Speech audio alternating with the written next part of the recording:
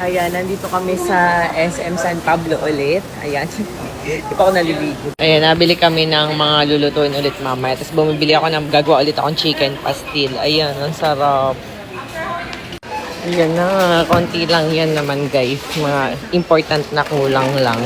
Saka sa mga bata. Tapos ayan guys, nandito ako sa DB Mart. Panic buying yan. Ang dami ko kasi meron pa kaming Vietnam. So kailangan kong bumili ng mga kailangan bilhin para dun sa resort namin.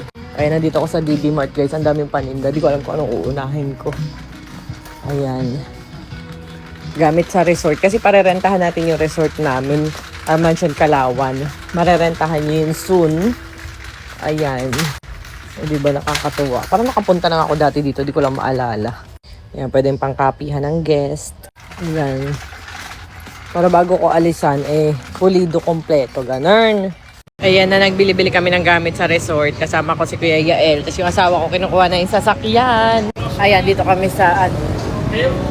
Ha? Sige. Akala ko yung asawa ko kasi tinatawag ako lagi ng Miss Rosmar, niloloko ako. Para kunyari may nagpapapicture na natawag sa akin. Hindi ko sana papansin niyo nagpapapicture. Akala ko yung asawa ko, pinaprank na naman ako.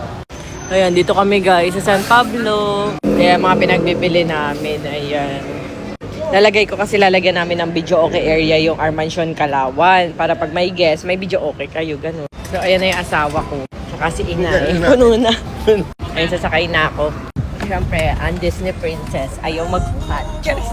Tamad kasi ako magbuhat-buhat. Magkakamuscles ako. Ay, umbra ko. Ano na, malutong.